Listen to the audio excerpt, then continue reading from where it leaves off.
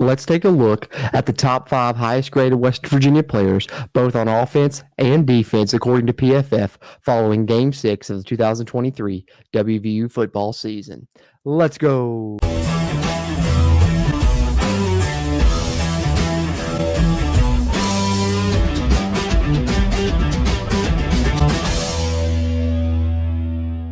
What's going on, Mountaineer Nation? Jordan Cruz back here with the Country Roads webcast. And before I get into this video, I just want to give you guys a quick reminder. If you would do us a favor, hit that thumbs up button, give us a like on this video. It'll help not only its performance, but future videos performances here on the channel as well. And if you're a West Virginia fan, Big 12 fan, college football fan, and haven't already, be sure hit that subscribe button. Helps us and it helps you, as it helps get more of this Mountaineer sports content out to Mountaineer Nation.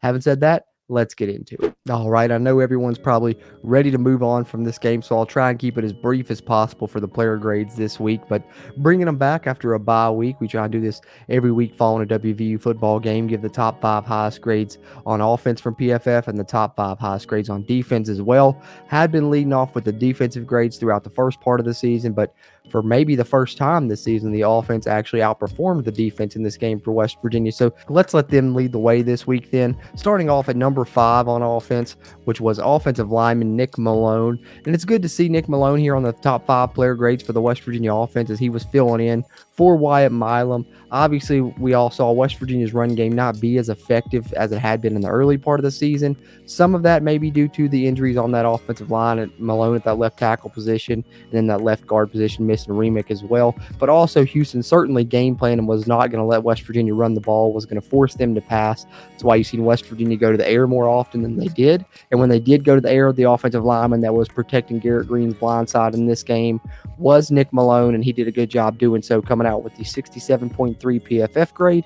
And then at number 4, the West Virginia tight end Cole Taylor comes out with a 69.9 offensive grade. Another great performance, continues to be a go-to guy in the West Virginia passing game. Thought you saw that, consistently, especially when West Virginia really needed it on that final drive. They targeted him, several times, as you expect them to do so. Him and Devin Carter, I think, really stepped up in this game. Neil Brown mentioned going into the game they were going to be targeted pretty heavily in the passing game, and they indeed were, and both made some plays. Cole Taylor, channeling his inner Owen Schmidt is how, my co-host Steven put it, leaping over defenders multiple times in this game with some cool hurdles, and that was fun to see, setting up West Virginia with the 1st and goal to set up one of their touchdowns, and then a couple other big catches in the game. So he was a weapon. He's going to continue to be one. 69.9 grade in this game against Houston. And then at number 3, we get wide receiver Preston Fox, 72.2 grade. And gotta love seeing a West Virginia native come out as one of the 5 highest graded players on offense for the Mountaineers when you're facing Dana Holgorsen after, the quotes that he said once he left West Virginia that we're all far too familiar with, which almost made that last touchdown by Hudson Clement that much sweeter that it was a West Virginia guy. Unfortunately, it was all for naught, as there was another touchdown that came after that we'll all remember more. I don't have to tell you all what that was, but Preston Fox ended up with a great game. The play that stands out to me that probably contributed to his 72.2 grade, along with everything else that he does right throughout the game, was early in the game, first quarter, I believe it was, down the seam, goes up, makes an awesome grab, leaping in the air over 2 defenders. Really showcase, what people say when they talk about Preston Fox catching everything. That was something that you saw right there, him high pointing the ball, making a really good play. So been a great slot receiver for the West Virginia Mountaineers this season, and a good punt returner. Hopefully that continues moving forward as he comes out as the 3rd highest graded Mountaineer on offense in this one with the 72.2.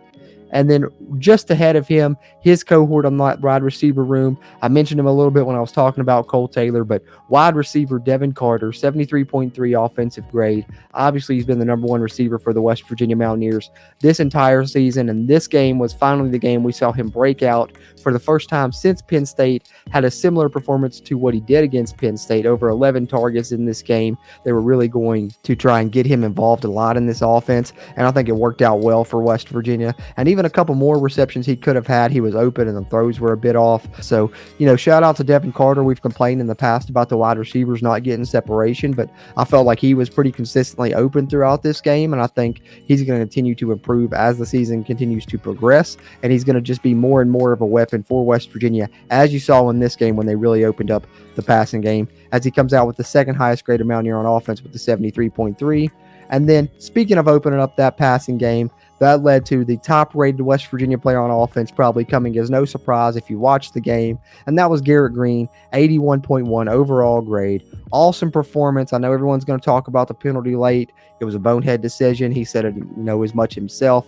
Obviously, I'm not going to harp on that too much. I want to harp on the positives here because Garrett Green really, did some good things in this game, especially with his deep ball. In this game, his deep ball ended up with a 87.2 grade on throws beyond 20.2 yards, and even going down the middle of the field, 96.2 on the deep center throws. So that's in between the numbers, longer than 20 yards, 96.2 grade. He was 5 of 6 for 210 yards and 2 touchdowns with a perfect 158.3 NFL passer rating going deep over the middle in this game. So West Virginia certainly found something in that area, and Garrett Green ends up with a career high in passing, 391 yards, the most yards of West Virginia quarterback has passed for individually since Will Grier in 2018. So we were waiting on the West Virginia passing offense to come around. I think it's safe to say that it did in this game.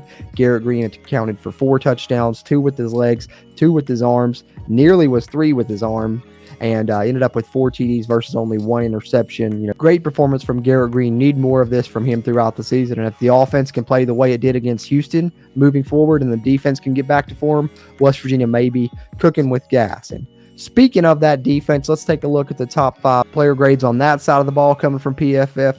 Starting it off here at number 5 with linebacker Ja Faveras, 64.2, played under 10 snaps in the game, but not surprised to see him grade out highly as, Houston is a team that likes to pass the football, and he's arguably one of West Virginia's better pass coveraging linebackers just because, he originally started his career as a defensive back. So getting a few snaps in this game, as we know, Trey Lathan obviously, unfortunately, out for the season with injury. We saw Ben Cutter step into the starting role, which meant Ja Faveras was going to be moving up the depth chart. He does. He gets about 9 snaps in this game and performs pretty well. Comes out as the 5th highest graded Mountaineer on defense with a 64.2 grade. And then at number 4, we've got Lee Koba playing that will linebacker position for West Virginia in this game, coming out with a 66.4 defensive grade. And I'm glad to see Lee pop up on the top 5 defensive player grades here because been few and far between this season. I think, the way that PFF grades things, and some have mentioned maybe his pass coverage as well, has led to him surprisingly having some low grades from PFF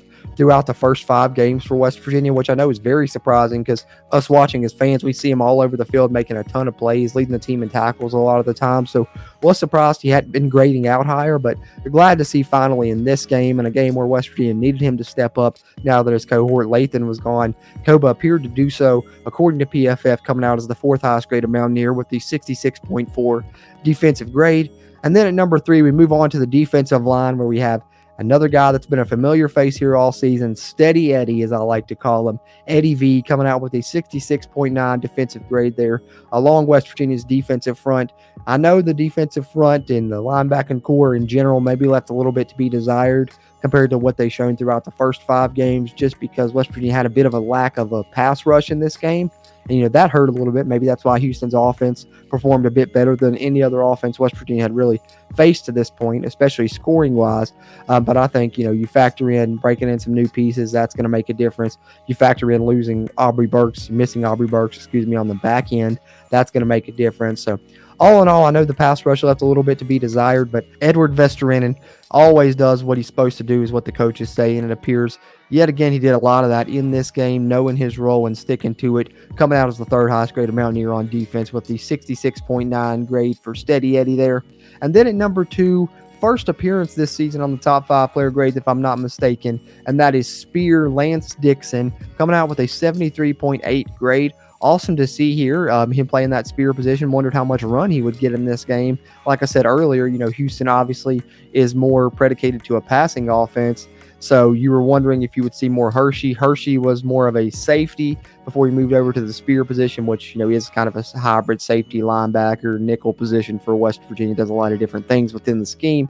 Whereas Lance Dixon was formerly a linebacker that transitioned to the spear position. But, for all his struggles previously, seems like he's really done a good job at that spear position. Actually, I think to the surprise of some, they were a little bit skeptical of a linebacker playing, what's more of a safety position within this defense for West Virginia, or at least categorize this so. But I think that they've done a good job scheming things up in the way that they use him at that position. And he performed well in this game, as you see, jumping into the 70s with his grade, coming out as the second highest grade of Mountaineer on defense with a 73.8 grade is Spear Lance Dixon. And the top highest grade of Mountaineer on defense, he's been here at least a couple times this season.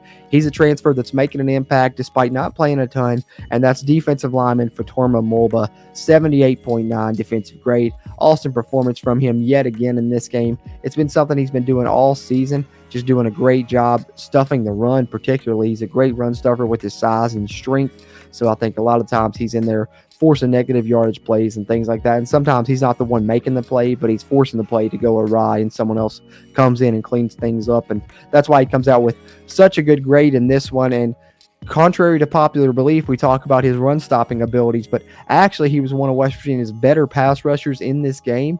We talked about West Virginia's lack of a pass rush, being one reason that they struggled in this game. But Fatorma Mulba, surprisingly, when he was in there, did good in that aspect, coming out with a 74.3 pass rush grade in this game. So you like to see that as well. And yet again, similar to Jaffa Veras, only played 9 snaps in the game, so under 10 snaps. They're keeping him right now around 10 to 15 snaps a game, which my best bet is probably a conditioning thing. They did a similar strategy with Mike Lockhart when he first came in before his conditioning was ready. But when someone is so powerful, so strong, you can really use them at that position. You got to get them on the field. So they're trying to use Mulba as much as they possibly can this season. And so far, it's worked out great for them, as he's been here at the top of the player grades, or at least in the top 5 several times. Yet again, this week after the game against Houston, he comes out at the top with the 78.9 defensive grade for the Mountaineers. So there are the individual player grades for West Virginia as far as the top 5 on offense and top 5 on defense are concerned.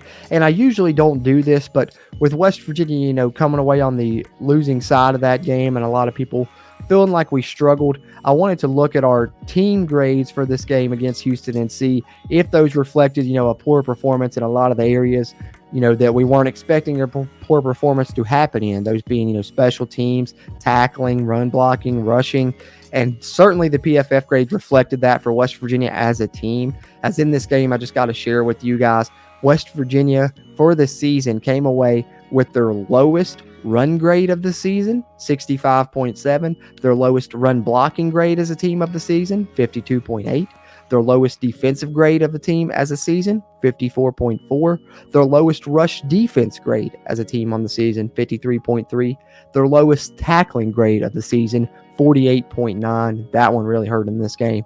And then their lowest special teams grade of the season as well, 44.8 on PFF. So, West Virginia loses this game, but the fact that they were there at the end with a chance to win it is kind of surprising when you look at some of those numbers of how they performed in areas they've been good at so far this season. Special teams, running the ball, and tackling. They've got to get back to form in those areas moving forward. I think they will, and it will lead to a successful season down the line for the Mountaineers. Got to get back on the winning track, though, after coming off this heartbreaking defeat. Hopefully they're able to do so, but let me know what you all think. What's your opinion on how West Virginia can finish out from here? Because this loss can probably affect them one of 2 ways. They can bounce back from it, or it can send them reeling. Hopefully it's the former and not the latter. That's the way I'm feeling about it, but would love to know how you all are feeling about it. Be sure to let us know down in the comments. We really appreciate those interactions as we continue to try and grow the Country Roads webcast community throughout Mountaineer Nation. Having said that, as always, I'm Jordan Cruz, and until next time, let's go Mountaineers.